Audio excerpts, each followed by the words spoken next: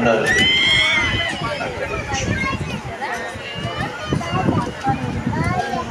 దేవుడు ఏమన్నాడు తెలుసా? కుమారుణ్ణి అంటే కుమార్తెను నా కుమారుణ్ణి ప్రాణంగా ప్రేమిస్తున్నాడు కాబట్టి వాళ్ళని విడిపించుకోవడానికి అని చెప్పి ప్రభు అయిన యేసుక్రీస్తు నీకోసం నా కోసం తన ప్రాణాన్ని ఇచ్చేసాడండి. కానీ ఆ ప్రాణాన్ని ఇచ్చే సమయం వచ్చినప్పుడు గురువారం రాత్రి గెత్సేమనే తోటలో ప్రార్థన చేస్తున్నప్పుడు ఆయన పరిపూర్ణ మనిషి, ఆయన సమస్తాన్ని సృష్టించిన సృష్టికర్త అయినప్పటికీ కూడా ఈ భూలోకంలో మనిషిగానే జీవించాడు. కాబట్టి ఆయనకు ఆకలేసింది, కాబట్టి ఆయనకి దాహం వేసింది, కాబట్టి ఆయన అలసిపోయాడు. ఒక మనిషి ఏ విధంగా శారీరకంగా ఉన్న ధర్మం గుండా వెళ్తాడో యేసుక్రీస్తు కూడా అలాగే వెళ్ళాడు. ఎప్పుడైతే కాసేపట్లో రోమా సైనికులు వచ్చి తనను బంధించి ఆ తర్వాత ప్రధాన యాజకులు ఉన్నటువంటి వాళ్ళందరూ వచ్చి యేసయ్య మీద లేనిపోని నేరోపణం చేస్తారో, యేసయ్యను ఒకటి తక్కువ కొరడా దెబ్బలతో కొట్టబోతున్నారో, ఆ కొరడా వచ్చి తనను చీల్చేస్తున్నప్పుడు వాళ్ళంతా చీల్చేస్తున్నారు. ఇదంతా యేసయ్య చూడగలిగాడు ముందుగానే. శిరస్సు మీద ముళ్ళ కిరీటం పెట్టి కర్రతో కొట్టడం, మొఖం మీద ఉమ్మి వేయటం, బరువైన సిలువ ఆయన మీద వేసి యెరూషలేము వీధుల్లో ఆయన తండుకుంటూ తీసుకెళ్ళాం. అప్పటికే శరీరం అంతా కూడా మాంసపు ముద్దగా మారినప్పుడు ఆయన లేపి సిలువ మీద పడేసి 3 మేకులతో ఆయన చేతుల్లో కాళ్ళల్లో పడ్డు. ఇదంతా చూసినప్పుడు యేసయ్య తట్టుకోలేకపోయాడు. ఆ రోజు యేసు గెత్సేమనే తోటలో కన్నీళ్లతో ఏడుస్తూ ప్రార్థన చేశాడంట. ఆయన ఆత్మ సిద్ధంగా ఉంది కానీ నా శరీరం మాత్రం తట్టుకోలేదేమో అనే బాధ ఉంది, భయం ఉంది. నేను చచ్చిపోతేనే పాపిష్టి మనిషికి పరలోకమా? నేను చనిపోకుండా పరలోకానికి వెళ్ళే మార్గం ఏదీ లేదా? ఉంటే దయచేసి ఆ మార్గాన్ని అమలుపరిచి ఈ బాధ భరించకుండా నన్ను తప్పించవచ్చు కదా. యేసుక్రీస్తు ఆ రోజు ఏడ్చాడండి. ఎందుకంటే నీకోసం మరణించడం అనేది కష్టం కాదు, అని ఆ మరణ ప్రాసెస్ చూసారా? భయంకరంగా తన శరీరం అంతా దున్నేయటము, చీల్చేయటము. కొరడాకు సాధారణంగా చివరిన పీలికలు ఉంటాయి. ఆ పీలికలు 15, 20, 30 పీలికలు ఉంటే ఆ పీలికలు చివరిన గ్యాలాలు ఉంటాయి. ముళ్ళు కడతారు, గ్యాలాలు కడతారు, తుప్పటేసిన చిన్న చిన్న మేకులు కడతారు, సీసం పెంకులు కడతారు. ఒకసారి ఆ తొడ వచ్చి ఇలా అందంటే ఆ మేకులు, ఆ ముళ్ళు శరీరం లోపలికి వెళ్ళి లాగినప్పుడు అంతంతా వచ్చేస్తారు ఒక్క దెబ్బకి. అలాంటిది వాళ్ళు 39 దెబ్బలు కొట్టబోతున్నప్పుడు కొరడా తన శరీరం అంతా కూడా దున్నిపోతుంది కాబట్టి యేసయ్య శరీరము తల్లడిల్లిపోయింది. రోజు యేసయ్య తండ్రికి ప్రార్థన చేశాడు. ఆయన చచ్చిపోవడానికి సిద్ధంగా ఉన్నారు కానీ శరీరం తట్టుకోలేదేమో, వీలైతే ఆ మరణాన్ని పక్కన పెట్టేసి ఏదైనా మార్గం ఉంటే ఆ మార్గం గుండా నీ బిడ్డను రక్షించే ప్రయత్నం చేయి. ఆ రోజు యేసయ్య కన్నీరు చూసిన దేవుడు తన ముఖం తిప్పేసుకున్నాడు కానీ యేసయ్య ప్రార్థన మాత్రం ఆలకించలేదండి. మన పిల్లలు సాధారణంగా ఏదైనా కావాలని కోరుకుంటారు, అడుగుతారు. మనం బిజీగా ఉండి వాళ్ళని పట్టించుకోము. మళ్ళీ వచ్చి డాడీ నేను ఐస్ క్రీమ్ కొనుక్కుంటాను డాడీ, డబ్బులు డాడీ, అరే పోరా అంటాము. నీకు కాసేపు ఆగి వచ్చి ప్లీజ్ డాడీ ఐస్ క్రీమ్, వినిపించట్లేదా, విసిగించుకోవడం పో, ఏదో బిజీగా ఉంది అంటాము. పిల్లడు ఏం చేస్తాడు తెలుసా? అక్కడే నిలబడి లోపల నుంచి తన్నుకుంటూ వస్తున్న దుఃఖాన్ని ఇక వెళ్ళగక్కేస్తే కళ్ళల్లో నుంచి జల కడి. ఎప్పుడైతే నీ కొడుకు అక్కడే నిలబడి ఏడుస్తూ ఉంటాడో ఏ తల్లైనా చూడగలగాలి. వాడు ఏడవడం ఆలస్యం. తల్లి ప్రేమ, తండ్రి ప్రేమ తన్నుకుని వచ్చేస్తాయి. రే ఏడుస్తున్నాడు, ఇట్లా ఇట్లా రావడం ఆలస్యం. గట్టిగా మనం పట్టేసుకుంటాడు. అప్పుడు నువ్వేం చేస్తావు? వెంటనే పాకెట్లో నుంచి 10 రూపాయలు, 20 రూపాయలు, 100 రూపాయలు తీసుకెళ్ళరా, ఐస్ క్రీమ్ కొనుక్కో అనిపించేస్తాను. ఎందుకని కొడుకు ఏడవడం. నువ్వు కూర్చున్న వాళ్ళు ఎవరైనా ఉన్నారా?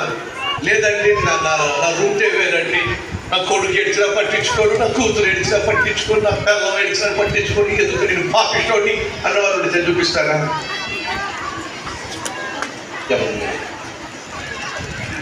అపిష్టివాళ్ళమైన మనమే కూతురు కానీ కొడుకు కానీ ఏడిస్తే తట్టుకోలేం కదండి. ఏ తప్పు చేయని, ఏ పాపము చేయని యేసుక్రీస్తు గెత్సెమనే తోటలో తన చెమటక రక్తంగా కారిందటండి. అంతగా ఏడ్చాడండి. అంతగా ఏడుస్తున్న యేసయ్యను చూసి తండ్రి కరిగిపోవాలి కదండి. ఆ రోజు ఏడుస్తున్న యేసయ్యను తండ్రిని చూడలేదండి. తన తల ఉద్దేశించాడు. ఎందుకని? ఒకవేళ ఆ రోజు యేసయ్య కన్నీళ్లు తండ్రి చూసి కరిగిపోయి, నాయనా నీకెందుకు ఈ కష్టం, వచ్చేసాయి పరలోకానికి అన్నాడు అనుకోండి, మనం అందరం కూడా అమాంతంగా పాతాళంలో కుప్పకూలిపోయేవాడు. మనం నశించుకోకూడదని, పాతాళానికి పోకూడదని, తన కళ్ళ ముందే తన కొడుకు ఏడుస్తున్నా సరే పట్టించుకోకుండా మరణానికి అప్పగించిన మహా గొప్ప ప్రేమ కలిగిన తండ్రి అండి మనం పూజిస్తున్న, ఆరాధిస్తున్న తండ్రి. ఆ కొడుకు స్నేహితుడు, ఆ కొడుకు తండ్రి ముగ్గురు కలిసి హాలిడే వచ్చిందని చెప్పేసి చేపలు పడదామని చెప్పి సముద్రంలోకి వెళ్ళారు. చక్కగా చేపలు పడుతున్న సమయం సడన్ గా వాతావరణం మారిపోయింది. కారు మేఘాలు కమ్మేసి అలలు ఎగసి పడుతున్నాయి. ఆ బోటుని కంట్రోల్ చేసే ప్రయత్నం చేస్తున్నాడు తండ్రి. లోపల పెద్ద అల వచ్చింది. అమాంతంగా ఆ పడవని తలకిందులు చేసి పడేసింది. ముగ్గురు మునిగిపోయారు. కొడుకు ఒక వైపు వెళ్ళిపోయాడు, ఫ్రెండ్ ఇంకొక వైపు వెళ్ళిపోయాడు, తండ్రి ఏమో మధ్యలో ఉండిపోయాడు. కొడుకు ఏడుస్తున్నాడు, డాడీ డాడీ చచ్చిపోతాడు, నన్ను కాపాడు డాడీ అంటున్నాడు. కొడుకు ఫ్రెండ్ ఏమో అంకుల్ అంకుల్ నన్ను కాపాడండి అంకుల్, నాకు ఎదరాదు అంకుల్ అని వీడు అరుస్తున్నాడు. ఒకవేళ మీరు కనుక అదే సిచ్యువేషన్ లో ఉంటే కొడుకుని కాపాడుకుంటారా, కొడుకు స్నేహితుడిని కాపాడుతారా? మీరే చెప్పండి. ఆ కొడుకునే కాపాడుకుంటానన్న వారు ఉంటే సార్ చదివిస్తారా? తెలుగు అర్థం కాలేదా? అడుగుతున్నా.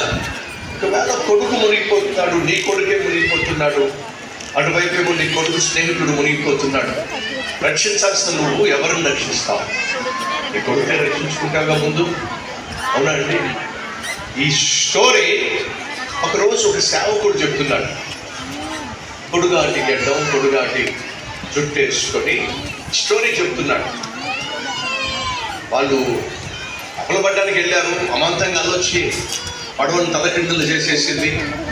కొడుకు ఒకవైపు మునిగిపోతున్నాడు, ఫ్రెండ్ ఇంకోవైపు మునిగిపోతున్నాడు, మధ్యలో తండ్రి ఎవరిని రక్షించాలి అని చెప్పి ఆలోచిస్తున్నప్పుడు కొడుకు ఏడుస్తుంటే, కొడుకు స్నేహితుడు ఏడుస్తుంటే ఆ రోజు జరిగింది ఏంటో తెలుసా?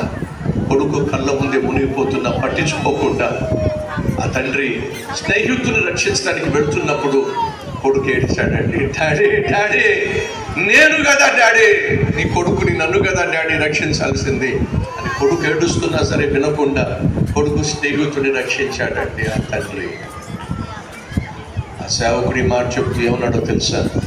2000 సంవత్సరాల క్రితము తన కొడుకు యేసుక్రీస్తు ఏడుస్తున్నా ఆయన ఏడుపును పట్టించుకోకుండా నశించిపోతున్న నిన్ను నన్ను రక్షించుకోవాలి అని తప్పించాడండి ఆ పరమ తండ్రి.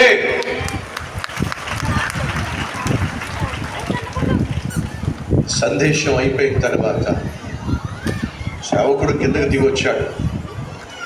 ఇద్దరు కుర్రోళ్ళు వెళ్ళి అడిగారు, పాస్టర్ గారు ఒక ప్రశ్న. ఏమిటయ్యా?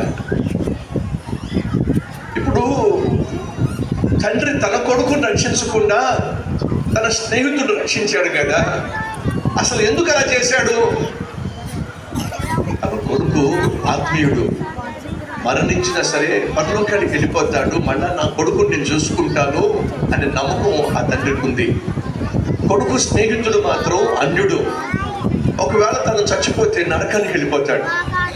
కాబట్టి తనను ఒకవేళ బ్రతికించినట్లయితే తను యేసయ్యను విశ్వసిస్తే పరలోకానికి వెళ్తాడు అనే నమ్మకంతో ఆ తండ్రి స్నేహితుడిని రక్షించాడు. అప్పుడు వీళ్ళిద్దరు ఏమన్నారంటే, సరే మీరు చెప్పింది బాగుంది, కానీ మీ కొడుకును అతని కొడుకుని పనంగా పెట్టి అతని స్నేహితుడిని ప్రాణాన్ని కాపాడాడు కదా, మీకున్న ఆలోచన ఏమిటంటే కాపాడబడిన తరువాత అతడు సువార్తను విశ్వసించి యేసయ్యను రక్షకుడిని అంగీకరించి పరలోకానికి వెళ్తాడనే కదా. అవును బాబు, అందుకోసమే ఆ తండ్రి త్యాగం చేశాడు. మాస్టర్ గారు, ఒకవేళ వీడు కానీ గట్టుకొచ్చిన తరువాత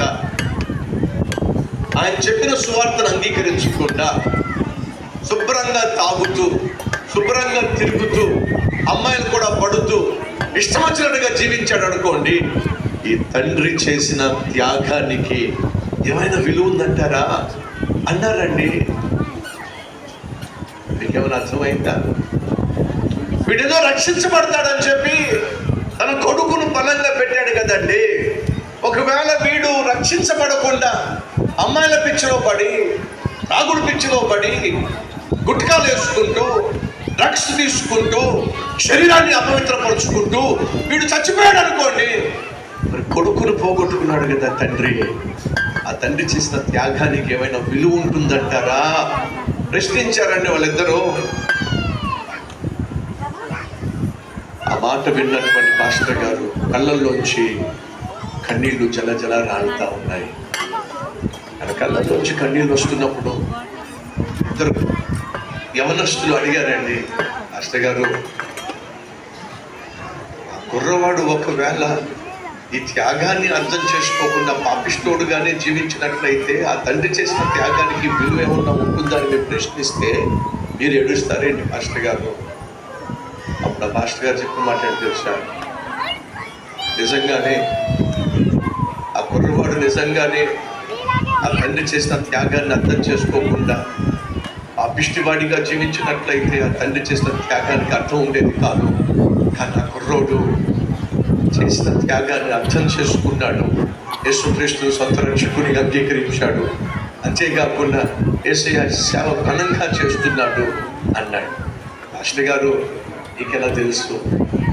ఆ కుర్రవాడు ఆ తర్వాత రక్షించబడ్డాడని, ఆ తర్వాత సేవ చేయడం ప్రారంభించాడని, ఘనంగా సేవ చేస్తున్నాడని మీకెలా తెలుసు మాస్టర్ గారు? ఆ మాస్టర్ గారు అంటున్నారు, ఆ రోజు ఆ తండ్రి రక్షించిన స్నేహితుడు ఎవరో కాదయ్యా, నేనే. ఆ తండ్రి తన కుమారుణ్ణి పోగొట్టుకొని రక్షించాడే, ఆ రక్షించబడిన స్నేహితుడు నేనే.